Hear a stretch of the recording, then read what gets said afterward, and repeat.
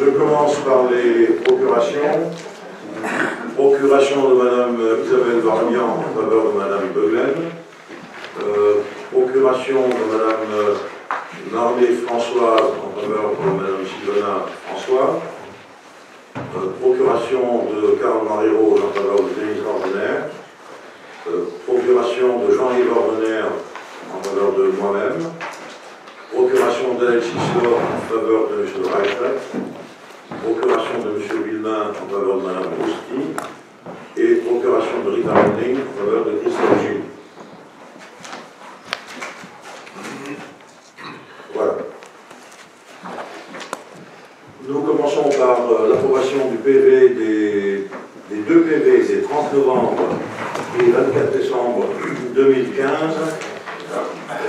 Qui s'oppose à l'approbation de ces PV? Personne. Qui s'abstient? 2 abstentions. Le PV est adopté. Je vous remercie. Et je poursuis avec les communications. Donc, j'ai l'honneur de porter à la connaissance de l'Assemblée les remerciements des familles suite aux condoléances adressées à l'occasion des décès de M. René S., de M. Jeannot Jakulovic, de M. Sylvain Kaczmarek, de M. Jean Rambourg et de M. René Bellion. Les remerciements de Mme Edwige Cramoisy pour l'attention témoignée à l'occasion de son anniversaire.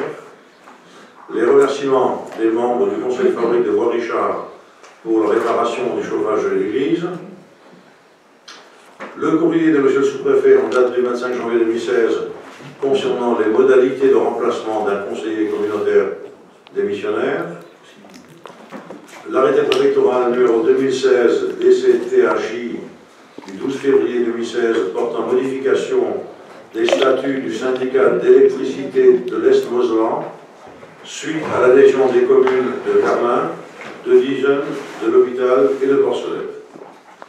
Le courrier du conseil départemental de la Moselle nous informant du mandatement de la subvention départementale de 181 942 € attribuée pour la réalisation du terrain de football synthétique. La réponse de la sous-préfecture en date du 25 janvier 2016 sollicitée dans le cadre du remplacement d'un conseiller communautaire. Je l'avais déjà dit. Le courrier du conseil départemental de la Moselle concernant le déploiement des bornes Bolloré du projet L'Olive. La commune est pressentie pour accueillir une ou plusieurs bornes de recharge pour véhicules électriques. Donc c'est un grand projet qu'a lancé la société Bolloré sur tout le département où la société prévoit d'installer 150 bornes électriques, non pas dans toutes les villes, mais dans les villes, dans les grandes villes et dans les villes moyennes. Donc il est prévu d'installer 2 bornes électriques chez nous. Donc je me suis porté candidat au nom de la commune pour l'installation de ces 2 bornes, sachant que, ensuite évidemment, on verra dans le détail et nous aurons à délibérer pour dire si nous sommes finalement d'accord ou pas. Enfin, sachez que le projet existe et c'est quelque chose qui va être réalisé dans les 2 ans. Je crois que ça va dans le bon sens, hein, puisque ça va dans le sens de la réduction des effets de serre en particulier. Enfin, le lancement de Kenesis, c'est le nouveau nom de l'association des industriels de la plateforme de Carmin.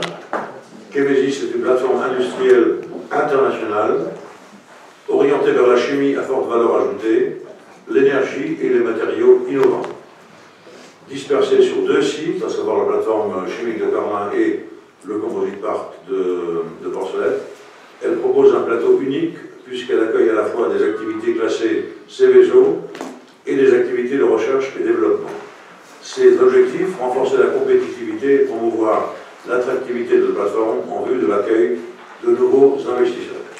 Donc ils font un travail pour l'instant modeste, mais qui va croître, qui va être de plus en plus important pour essayer de faire venir des investisseurs sur les terrains disponibles de la plateforme.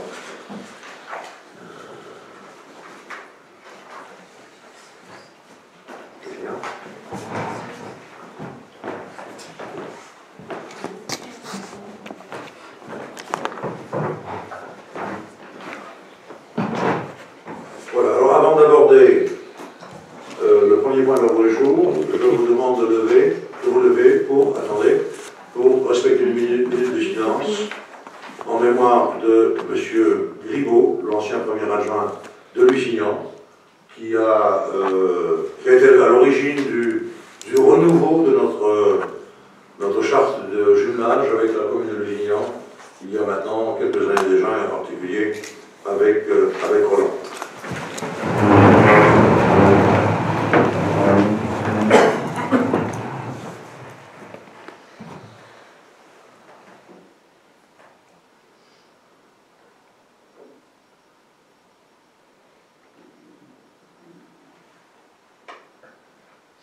Je vous remercie.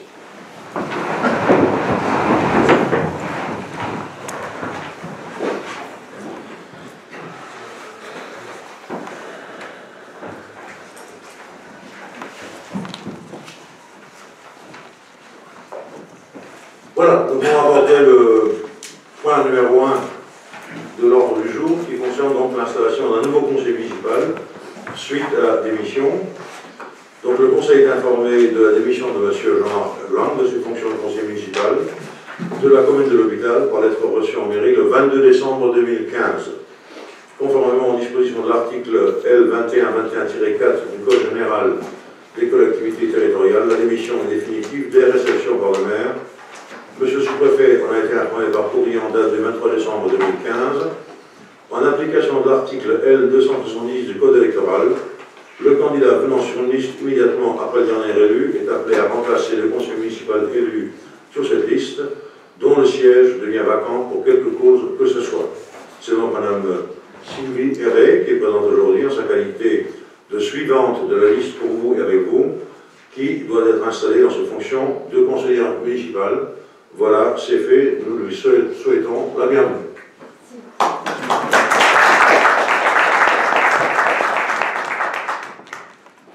Voilà. Point numéro 2 concerne le rapport d'activité de la communauté de communes du Pays-de-Maurienne, exercice 2015, donc c'est tout à fait habituel et récurrent, en exécution des dispositions de l'article du Code général des collectivités territoriales, reproduit ci-après. Le président de l'établissement public de coopération intercommunale adresse chaque année au maire de chaque commune membre un rapport retraçant l'activité de l'établissement.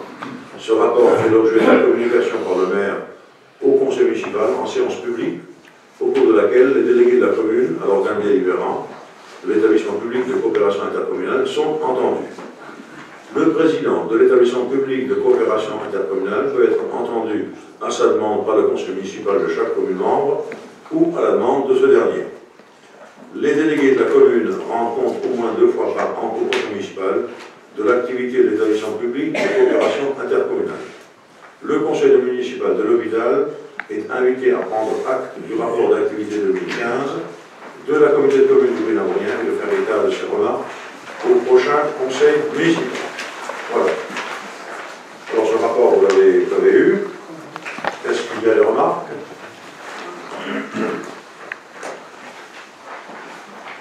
Pas de remarques, donc on prend acte de ce rapport d'activité. Point numéro 3 concerne le montant de la redevance d'occupation provisoire du domaine public par les chantiers de travaux sur les ouvrages des réseaux publics de distribution de gaz exploités par GRDF, délibération pluriannuelle. Je passe la parole à M. Muller. Le conseil municipal est informé que le montant de la redevance pour occupation provisoire du domaine public de la commune par les chantiers de travaux de distribution de gaz a été formulé par un décret du 25 mars 2015. Il est donné connaissance au Conseil du décret numéro 2015-334 du 25 mars 2015 qui parachève le dispositif des redevances d'occupation et fixé le régime des redevances dues aux communes et aux départements pour l'occupation provisoire du domaine public. Il est proposé au Conseil de fixer le taux de la redevance pour occupation provisoire du domaine public suivant l'article 2 qui précise la formule 0,35 € mètre de canalisation prévu au décret visé ci-dessus.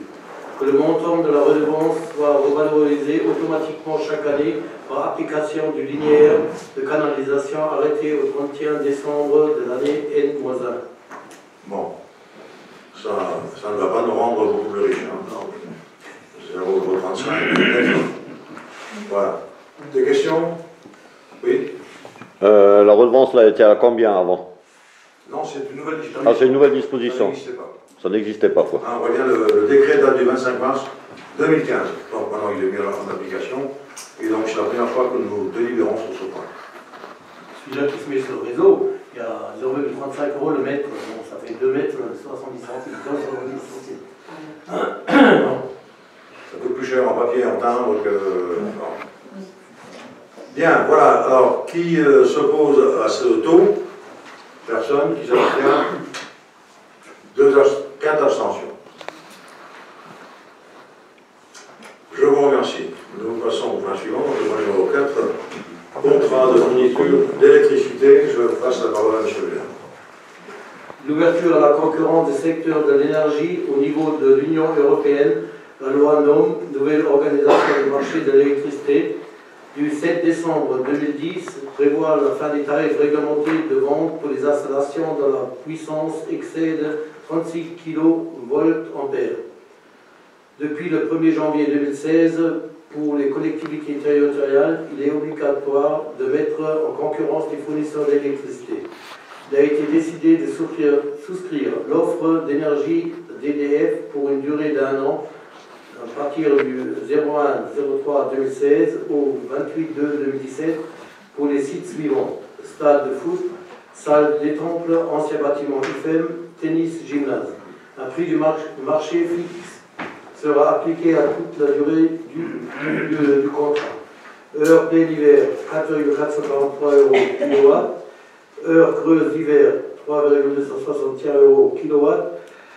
Heure pleine d'été, 3,617 kW. Heure creuse d'été, 2,73 kW.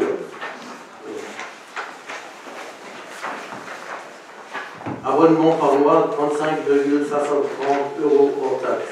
Ce contrat permettra à la ville de lancer prochainement une consultation compte tenu des procédures spécifiques et particulièrement exigeantes pour la fourniture et en énergie. Voilà, merci Charlie. Des questions? Oui. Est-ce qu'on ne pouvait pas lancer la consultation avant de signer chez EDF? Puisque c'est depuis le 1er janvier. Alors, Non? Non, en fait, ce qui se passait, c'est que depuis le 1er janvier 2016, c'est qu'on était susceptible. En fait, tous les fournisseurs pouvaient nous capter.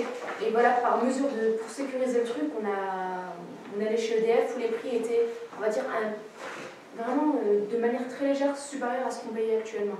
Donc c'est juste le temps de passer... le temps de faire la consultation, voilà, de faire l'appel d'offres, quoi. Voilà, ou par un cabinet, par le syndicat électricité. Ça se fera là dans les prochains mois. Oui, donc là on en signe pour 1 an, donc dans 1 an on pourra changer de fournisseur éventuellement. Voilà. absolument. Bien. Qui s'oppose à la signature de ce contrat de fourniture d'électricité? Personne. Qui s'abstient? Personne. Le point est adopté à l'unanimité. Je vous remercie. Et je passe la parole à André Wiener pour la convention entre la ville de l'hôpital, l'association culturelle de l'hôpital et l'INEC, Mission Bois-Lorraine.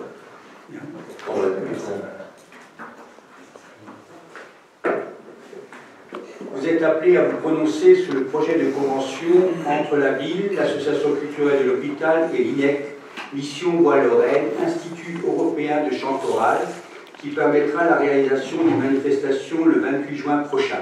Cette manifestation sera un concert partagé entre Pop Song, avec le groupe vocal 8 Love B et 4 classes des écoles de la commune. C'est le point final d'un projet pédagogique consacré au chant choral et initié par Mme Buglen. Donc, la convention, c'est tout simplement le contrat entre la municipalité, l'association culturelle de l'hôpital et l'INEC qui précise d'une façon très simple qui fait quoi pour l'organisation donc de ce concert qui aura donc lieu le 28 juin prochain à 20h. Le groupe vocal 8 Love B est un groupe belge qui chante a cappella. Si vous voulez en savoir davantage sur ce groupe, allez sur YouTube, vous serez étonné parce que c'est super. Donc, la ville s'engagera à mettre donc à disposition des locaux pour les répétitions, ainsi qu'à l'attribution d'une subvention de 2 000 €. Les crédits seront prévus au BP 2016. Voilà. Patricia, c'est complet? Oui, parfait. Voilà. On va rajouter que l'ensemble de l'opération, enfin sur notre commune, pour les 4 classes, donc 3 classes de primaire et une classe du collège, une classe de 6e du collège, l'ensemble de l'opération revient à 20 000 € et notre participation dans notre opération est de 3 500 € ventilés, comme ça a été dit, en 2 000 € pour la commune, 1 000 pour l'association culturelle et 500 pour le syndicat du collège. Voilà, des questions? Pas de questions, donc je propose de passer au vote. Qui s'oppose à la signature de cette convention? Personne. Qui s'abstient? Personne. Le projet est adopté à l'unanimité. Je vous remercie. Nous passons au point 6. Attribution de subventions exceptionnelles. Je passe la parole à Patricia Beuglin.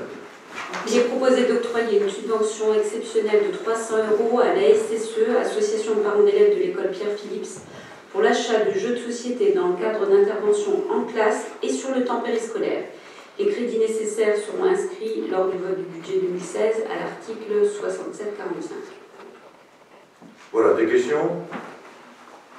Non, je pense qu'on aurait peut-être même pu donner davantage. Hein. Par rapport à ce qu'on donne, par exemple, au point précédent, 2 000 € pour une action ponctuelle. Le périscolaire, c'est une action dans le temps.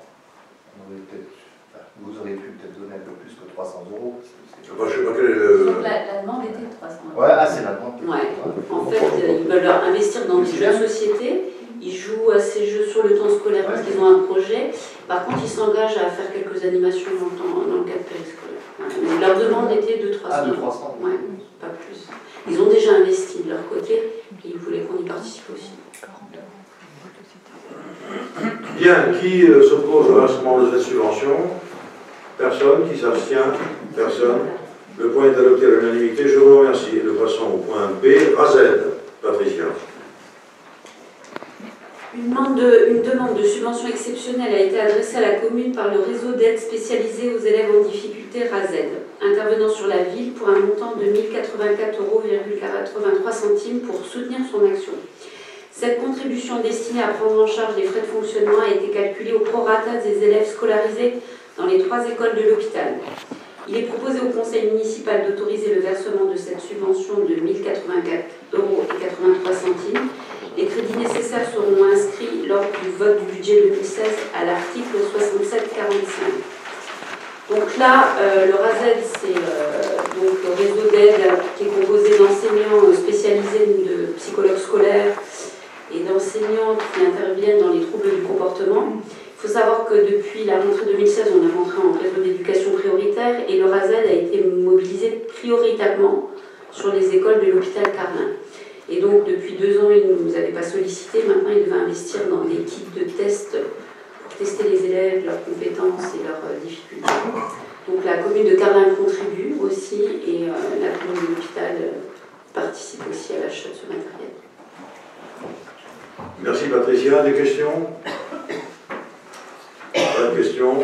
Nous proposons de passer au vote. Qui s'oppose à l'attribution de cette subvention au RAZED? Personne. Qui s'abstient? Personne. Le point est adopté à l'unanimité. Et nous arrivons au point numéro 7, demande de subvention, demande d'avance sur subvention du CCAS. Je passe la parole à Madame Ordener. Une demande d'avance de subvention a été adressée à la commune par le CCAS. Il est proposé au conseil municipal d'autoriser le versement de cette subvention de 20 000 €. Les crédits nécessaires seront inscrits lors du vote du budget 2016 à l'article 65 7360. Voilà, des questions? Oui? Oui, je voulais juste savoir si c'est une avance de subvention ou si c'est parce qu'il y a plus de dépenses au CCAS. C'est une avance, c'est bien précisé que c'est une avance. Oui, non, mais est-ce que s'ils n'ont pas réussi à boucler leur budget, est-ce que c'est parce qu'ils ont peut-être plus de dépenses? C'est une avance de subvention. Voilà. Donc ça sera déduit de la prochaine subvention, quoi. Oui. Qui sera déduite sur le versement qui sera attribué lors des votes du budget. Voilà. Bah oui, bien sûr, il faut fonctionner jusqu'au vote du budget. Continuer à aider les gens. Et puis, non, mais ça, je suis entièrement d'accord. Hein. Voilà. Bien, alors, qui s'oppose au versement de cette avance sur subvention? Personne. Qui s'abstient? Personne. Le point est adopté à l'unanimité. Je vous remercie. Et nous passons au point numéro 8, qui est en charge de facture. Madame Roux. Au titre des relations d'amitié et de jumelage entretenues avec la municipalité d'Ouistreham, la ville de l'hôpital peut prendre en charge certains frais de transport ou d'accueil à l'occasion d'échanges culturels ou associatifs. Un voyage a été organisé par la municipalité du 4 au 7 juin 2015, comprenant l'hébergement et le transport de 29 participants, élus et membres de l'association du jumelage. C'est dans ce cadre qu'il est proposé au conseil municipal de prendre en charge les frais de transport d'un montant de 3 200 €. Les frais administratifs et d'hébergement de 5 718 ont été acquittés par les participants. La dépense engagée sur les crédits la dépense sera engagée sur les crédits inscrits au budget 2016 à l'article 6247. Oui, donc c'est un petit peu bizarre parce que cette dépense était prévue au budget 2015, comme tous les ans, mais le percepteur, pour des raisons que j'ignore, demande cette fois-ci que l'on délibère en particulier sur ce point. Donc nous le faisons, il n'y a pas de secret, on le fait depuis quelques années, on le refera cette année. Il s'agit simplement de la prise en charge du transport, je le répète, tous les autres frais, hébergement, repas, sont pris en charge par les participants. Voilà. Est-ce qu'il y a des questions? Oui. Si on nous demande la prise en charge, est-ce que le transport a été payé déjà depuis? Et par qui? Ah ben non, ah non, il n'a pas été payé. C'est la raison pour laquelle, alors qu'il était prévu au budget 2015, il s'est inscrit au budget 2016 puisqu'il n'a pas encore été payé. Voilà. Donc le transporteur attend depuis le mois de juin d'être payé. Voilà. Mais les 29 personnes qui y vont là, c'est que des gens de l'hôpital? Non, pas uniquement de l'hôpital. Oh. Essentiellement de l'hôpital, mais d'autres gens qui sont motivés par la commémoration de la libération de Ouistreham. Donc on paye pour eux aussi. Pardon? On paye pour eux aussi. Pour les extérieurs, quoi. Bah, le bus, qu'est-ce que les gens soient uniquement de l'hôpital ou pas, le prix du bus, c'est le prix du bus. Hein, donc, même si on n'était que 15 ou 20 de l'hôpital, la dépense est la même. Hein. Tu remplis pas le bus. Non. Voilà. Alors, qui s'oppose à la prise en charge de cette facture? Alors, 4 et 3.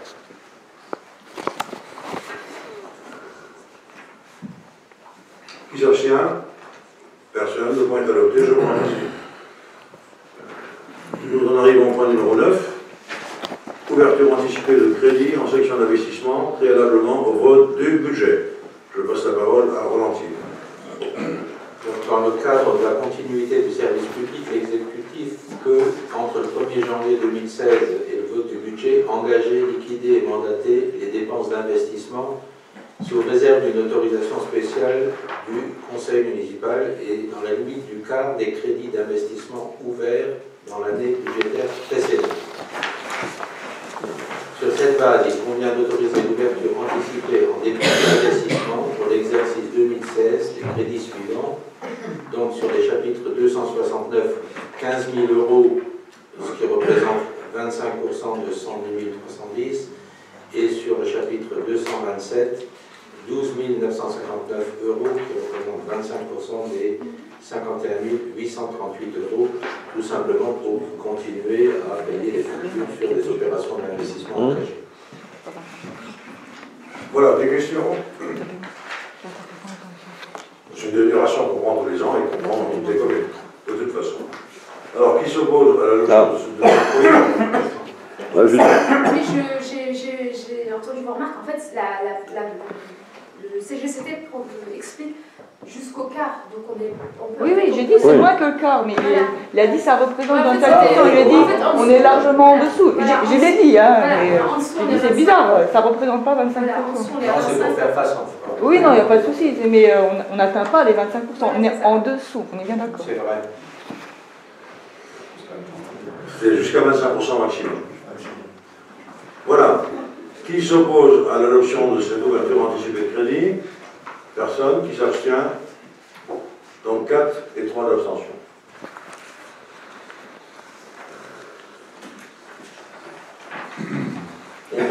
point numéro 10 qui concerne donc la dotation d'équipement des territoires ruraux, la DETR.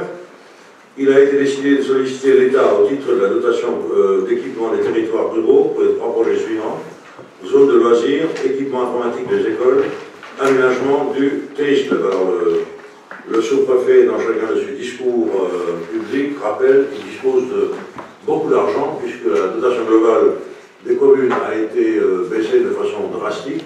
Par contre, il dispose d'un compte qui est celui-là, le DETR, qui a été abondé par l'État et qui est destiné à soutenir les projets des collectivités dans un certain nombre de domaines particuliers et précis. Donc, pour ce qui concerne le petit A, la zone de loisirs, je passe la parole à M. Muller. La zone de loisirs, on a demandé...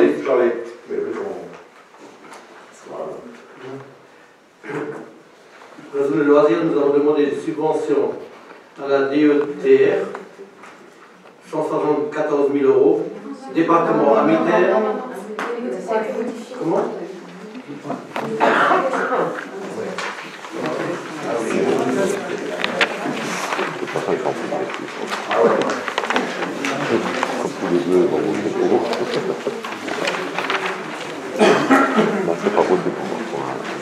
Oui, il y a 2 versions. La première version qui était à l'étude et la deuxième version qui a été modifiée.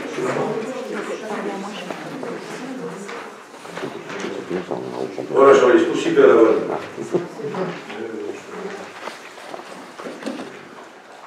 Zone de loisirs, le total estimatif du projet hors taxe, 231 158, base financement DETR avec marge de 5%, 235 000 562 €, base financement ville et département avec coût de la maîtrise de la DETR, 138 695 €, département Amitaire, 47 112 €, ville de l'hôpital, 47 112 €, différentiel base DETR à prendre en charge par la ville, 2642 €, coût total du projet hors taxe, 235 562 €.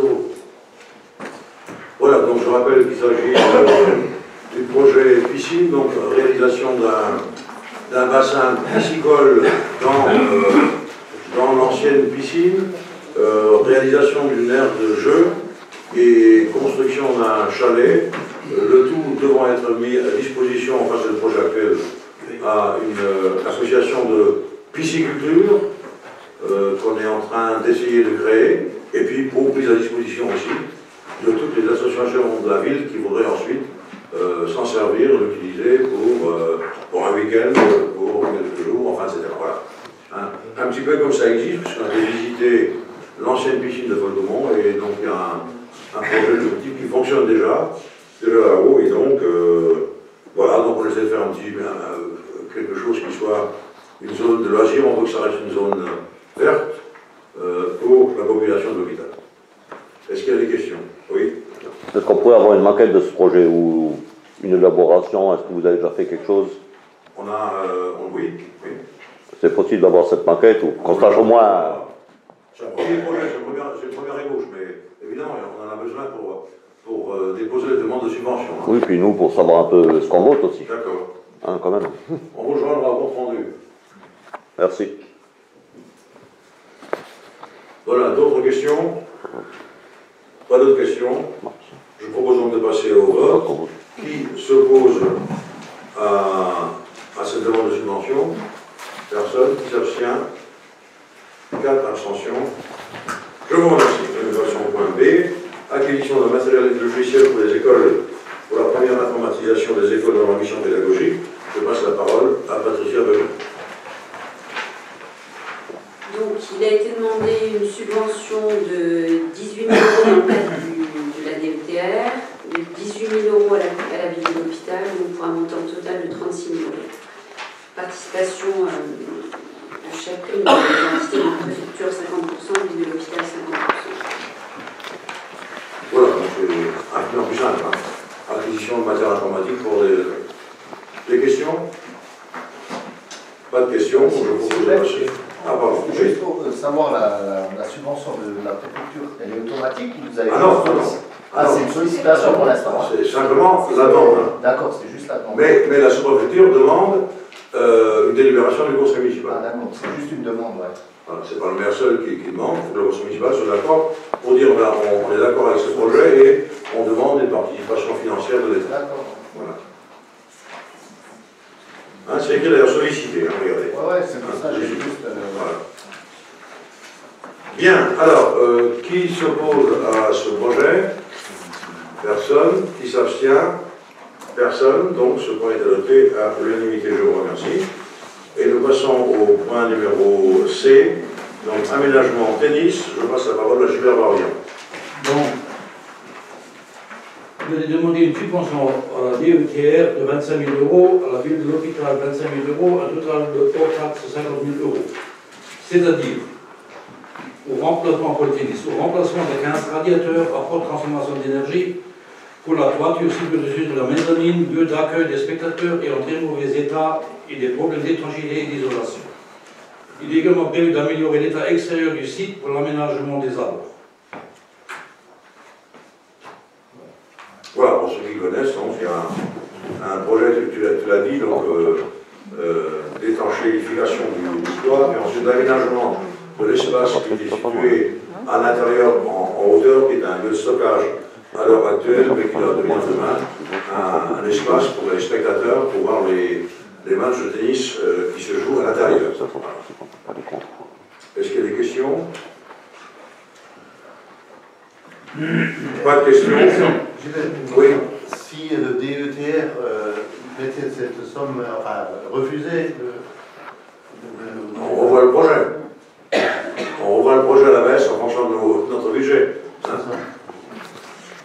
Voilà. Alors, qui s'oppose à ce projet de tennis? Personne. Qui s'abstient? Personne. Le point est adopté à l'unanimité. Je vous remercie. Et nous passons au point numéro 11, qui concerne une motion en faveur du régime local d'assurance maladie Alsace-Moselle. Alors on a là-dessus, Bruno, beaucoup d'informations contradictoires de la part des élus. On est inondé de courriers de la part de parlementaires, de sénateurs, mais nous allons être prudents, nous allons faire comme si ce projet était vraiment en cours pour défendre le régime local, parce que d'après certains, il n'y a pas de danger. Voilà. Que d'autres communes l'ont fait, nous allons donc vous proposer une motion à adopter. Il est proposé au conseil municipal d'adopter la motion suivante. Le régime local confère à 2,1 millions de nos concitoyens une complémentaire santé éthique et gérée avec rigueur depuis près de 70 ans. Ce système est une garantie sur l'avenir et un exemple de solidarité que nous invitons à suivre. Les élus de la ville de l'hôpital souhaitent témoigner de la nécessité de pérenniser le régime local en l'appuyant dans ses démarches pour aboutir à une application égalitaire de la réforme liée à la loi de sécurisation de l'emploi du 14 juin 2013 par rapport au reste de la population salariée de France. À cette fin, ils soutiennent sa proposition d'aligner ces prestations sur celles du panier de soins minimum de cette loi et l'adoption d'un mécanisme de cotisation équivalent entre les salariés et employeurs, déjà effectif depuis le 1er janvier dans le reste de la France. Et ils adoptent cette position dans l'intérêt des 2,1 millions de salariés, retraités et ayant droit d'Alsace et de Moselle affiliés au régime local d'assurance maladie. Voilà. Bien, qui s'oppose à l'adoption de cette motion? Personne. Qui s'abstient? Personne. Le point est adopté à l'unanimité. Je vous remercie. Ensuite, le point 12, débat sur le projet d'aménagement et de développement durable PADD dans le cadre de l'élaboration du PLU. On vous a adressé à tous le document concerné. Je veux simplement en rappeler les grands principes.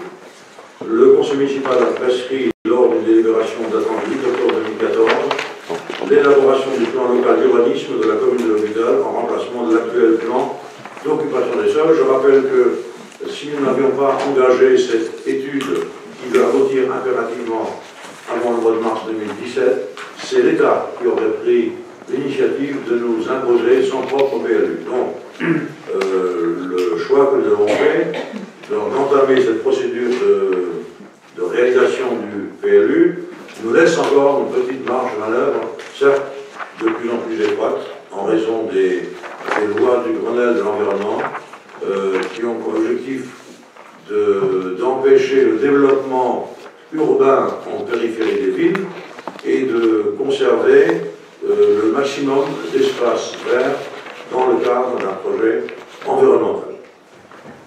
Donc l'article L123.1 du Code de l'urbanisme dispose que les PLU comportent un projet d'aménagement et de développement durable, PADD.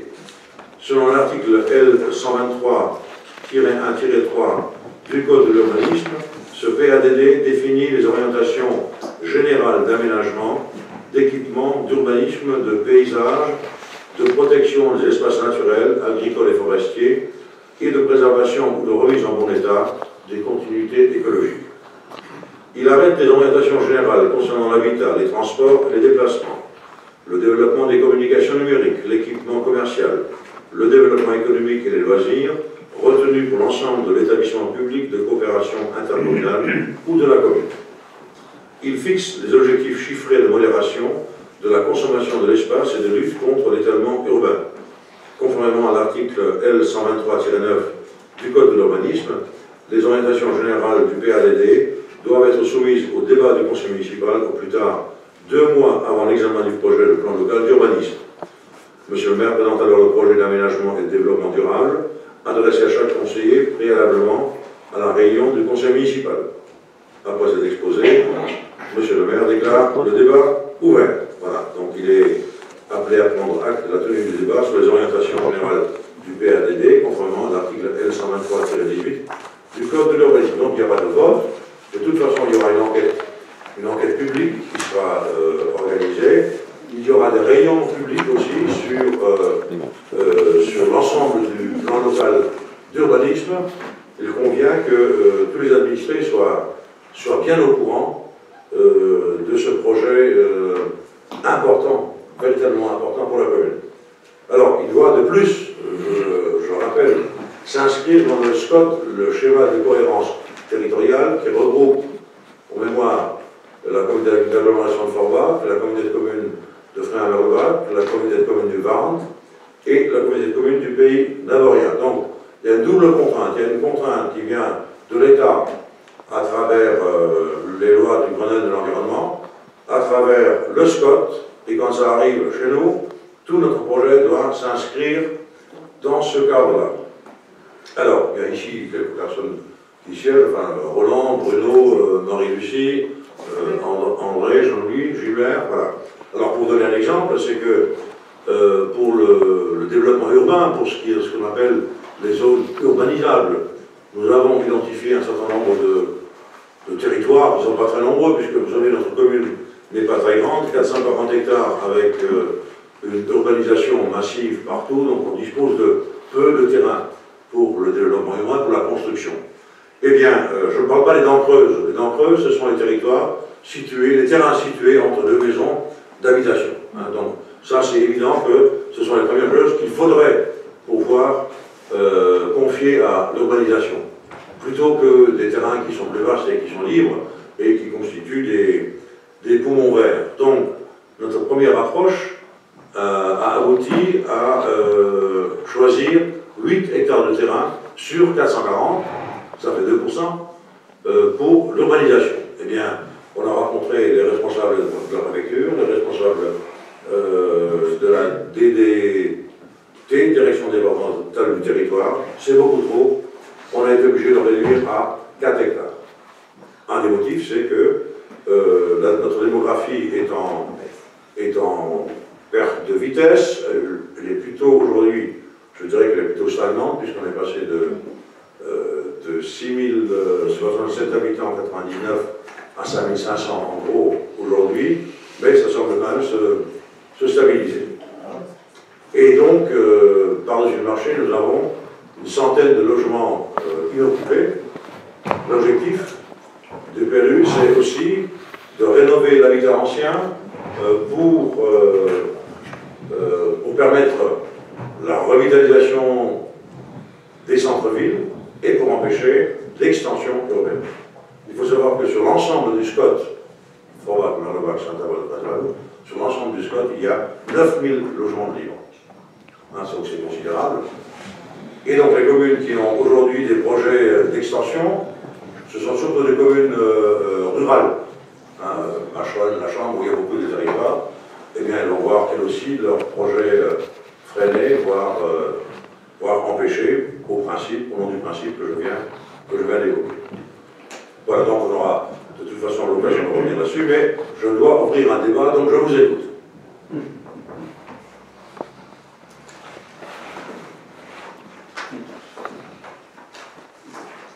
Vous avez sans doute tous lu attentivement. On a sous les yeux. Alors, si vous l'avez lu, vous allez sans doute tomber comme moi sur un terme page 7. Page 7, Trembleux. Trembleux, deuxième ligne, protéger les ripisylves. Les ripisylves pour des enjeux de stabilisation du berge, écologique et paysager. Donc, c'est simplement l'aménagement qui existe déjà d'arbres, de haies, de plantes et d'herbes qui existent sur les berges pour stabiliser. Donc, c'est pour dire qu'il faut conserver cette végétation pour stabiliser les berges. Voilà. Ben, écoutez, si personne ne souhaite intervenir, on prend acte donc de l'organisation du débat et nous passons donc au point suivant. Je vous remercie. Point numéro 13, donc, approbation du document unique. Je passe la parole à Michel Muller. L'adoption du document unique d'évaluation des risques professionnels a été introduite dans le décret numéro 2001-1016 du 5 novembre 2001 portant en création d'un document relatif à l'évaluation des risques pour la santé et la sécurité des travailleurs. L'article R 4121-1 du Code du travail impose à tout employeur la réalisation et l'évaluation des risques. Cette évaluation comporte un inventaire des risques identifiés sur chaque unité de travail de la collectivité territoriale.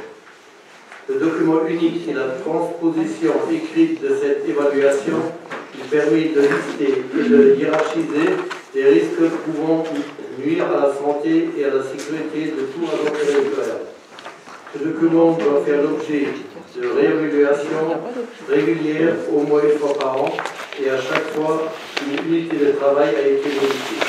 L'intérêt du document unique est de permettre de définir un programme d'action de prévention découlant directement des analyses et évaluations qui auront été effectuées. L'objectif principal est de garantir un meilleur niveau de protection et de la sécurité et de la santé des agents afin de réduire les accidents de travail et les maladies professionnelles. Par conséquent, les agents des services techniques de la commune de l'Hôpital ont élaboré ce document unique et il est proposé au conseil municipal d'approuver le dit document. Voilà, donc je le tiens à votre disposition. C'est un document qu'on doit valider tous les ans. Et donc on a un personnel des services techniques qui part tous les ans régulièrement en formation. Et cette formation a abouti à la rédaction de ce document unique qui est donc, comme c'est indiqué ici, adapté chaque fois que nécessaire. Voilà, des questions sur le document unique? Oui? On peut avoir un exemplaire de ce document unique? Oui, oui. Ben, faut le voter, il faut l'adopter, on ne sait pas ce qu'il y a marqué dedans. C'est un gros pavé. Ah bon? Je préférerais que vous veniez le consulter en mairie. Pas de problème. Vous venez voir Véronique, elle vous le soumet, vous pouvez le consulter dans le temps. De toute façon, c'est un document qui est quasiment le même dans notre collectivité. On n'invente rien. Alors, est-ce qu'il y a un vote là-dessus? Oui. Bien. Qui s'oppose à l'approbation de ce document unique?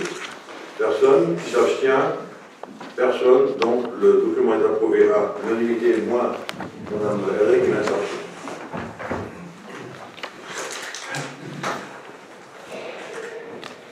Et nous arrivons au point numéro 14, donc, débat d'orientation budgétaire. Je passe la parole à Roland Thiel. Bien, vous avez le document, je ne vais pas le reprendre en entier, je survole et je commente.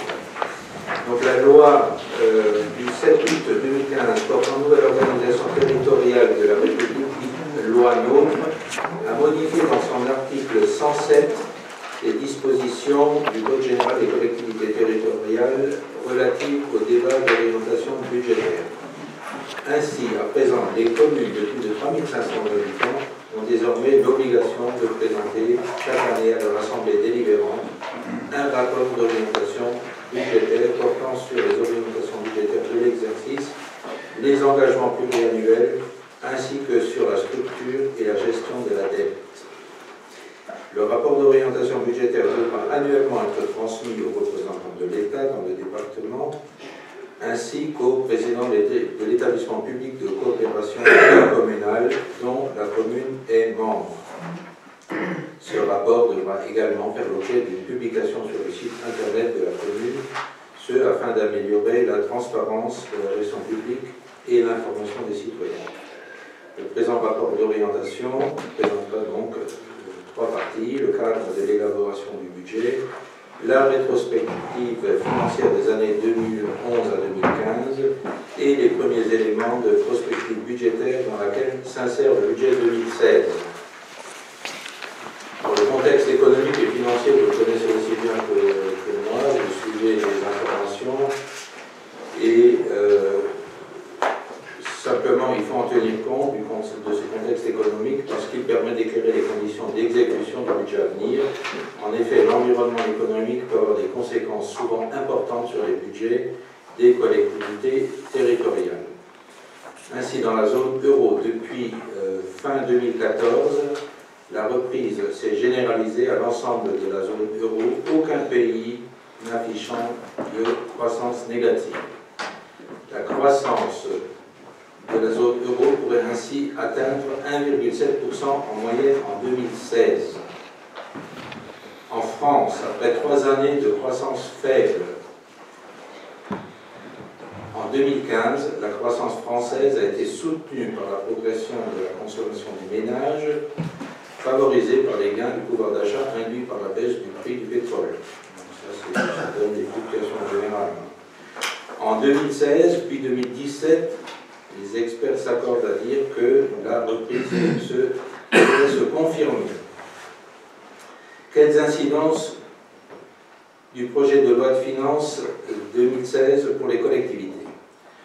Alors, côté négatif, les concours de l'État aux collectivités territoriales sont très majoritairement financés par l'intermédiaire de prélèvements sur recettes évalués à 47,1 milliards d'euros pour 2016.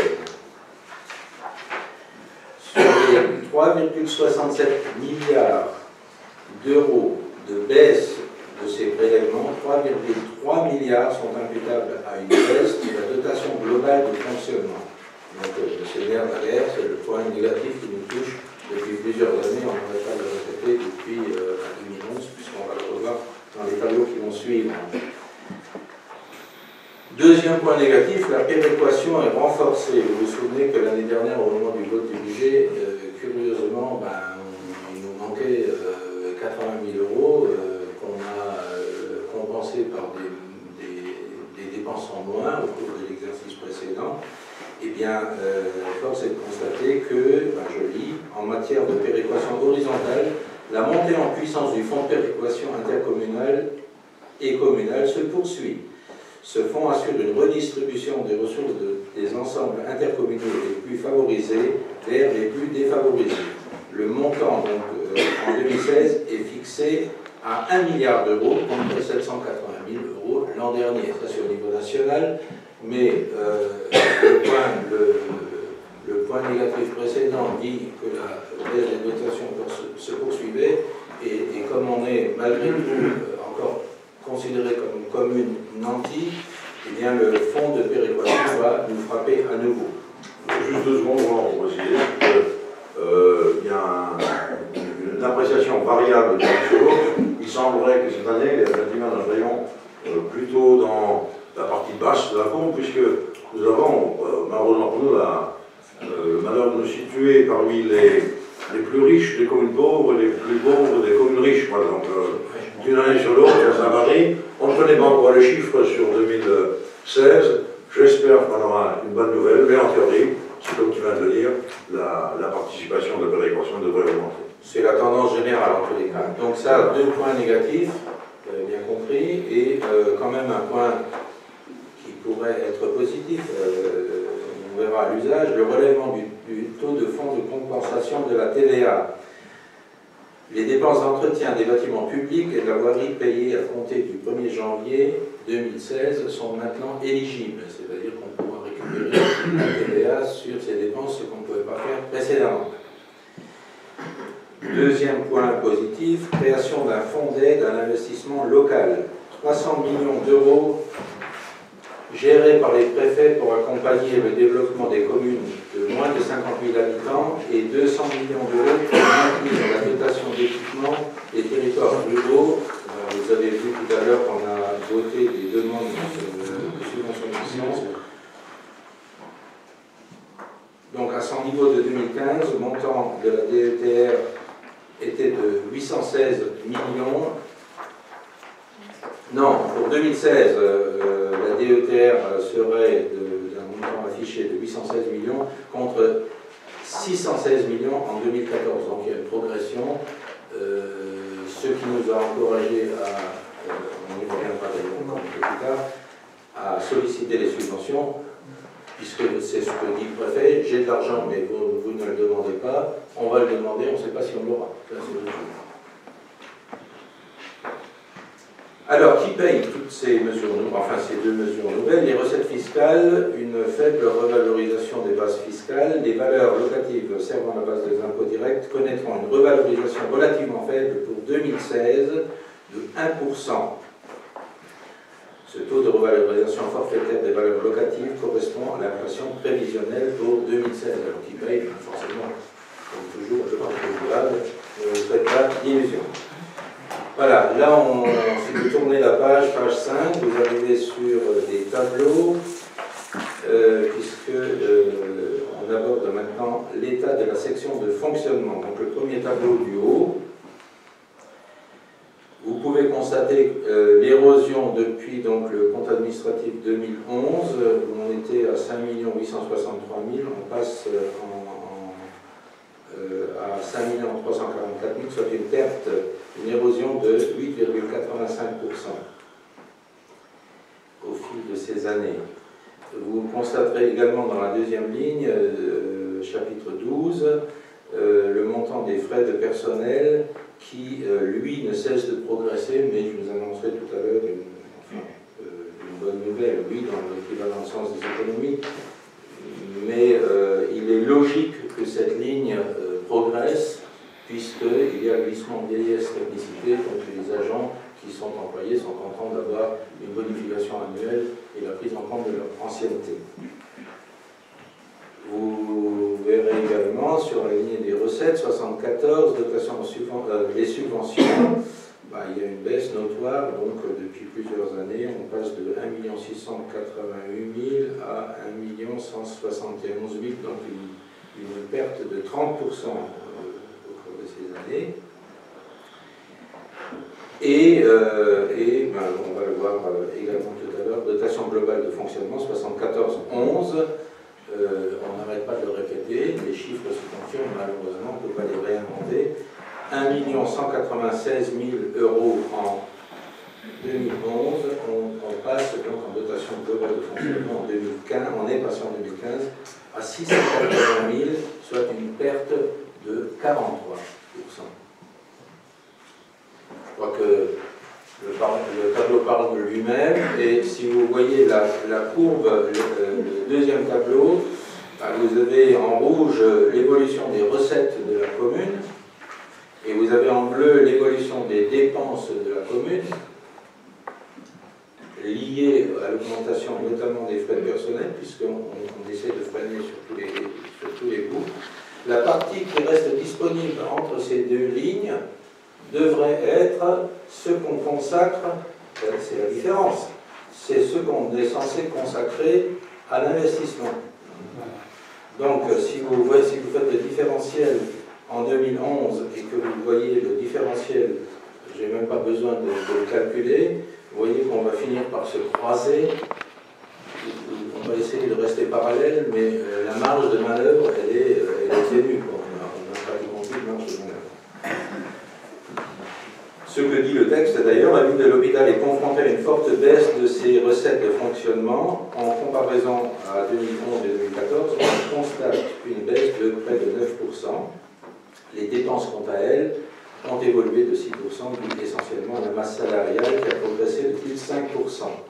À lui seul, ce poste pèse près de 50%, c'est ce que je viens de dire, du total des dépenses de fonctionnement, notant que les dépenses de personnel progressent naturellement de 2% chaque année par le mécanisme glissement et technicité.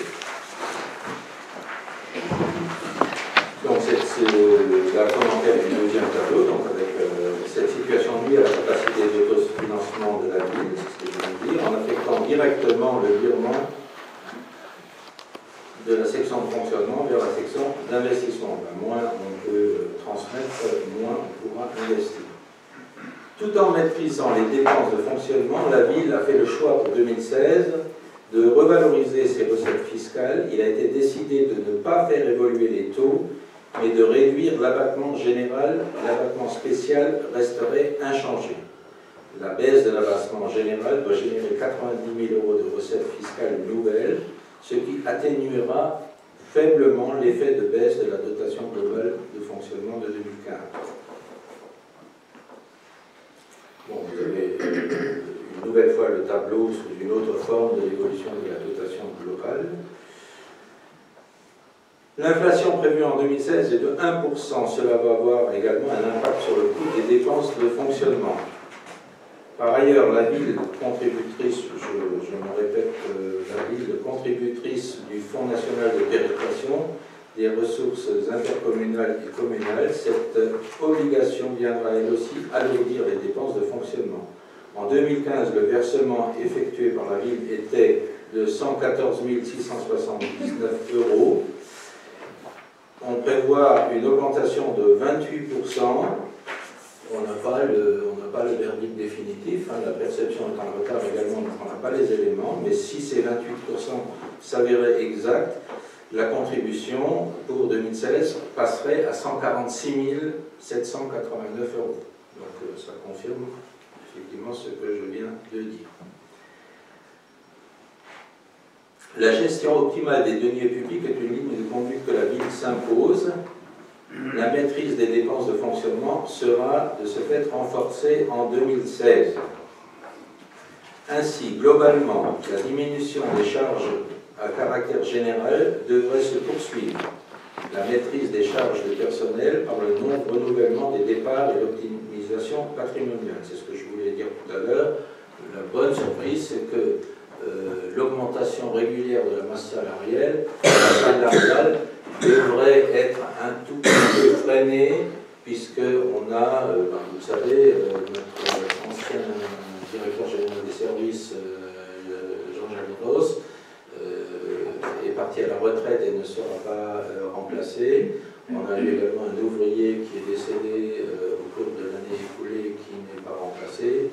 Et donc, on va essayer... couple d'Hazelbourg. Et le couple d'Hazelbourg, oui, c'est ce qui est expliqué dans l'optimisation patrimoniale. La vente de Hazelbourg nous permet également de faire l'économie de 2 salariés sur la vie. Ces actions viseront à réduire la dépense publique sans altérer la qualité des services de la population et à consolider l'autofinancement de la ville. Ça, c'était pour la section de fonctionnement. Section d'investissement.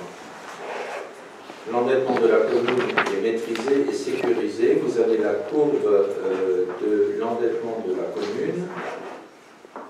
Donc, si on se reporte en 2001, on était à 8 500 000 € et on devrait arriver en 2016, malgré un petit pic qui est lié à un emprunt qu'on a dû faire en 2011, on devrait arriver à flirter avec les 5 millions en 2016. Donc, ce qui prouve que la dette est régulièrement remboursée et il n'y a pas de nouveaux emprunts qui sont venus venu empêcher ce bon déroulement. Au 31/12/2015, l'encours de la dette du budget principal était de 5 144 000 € avec une structure de la dette saine.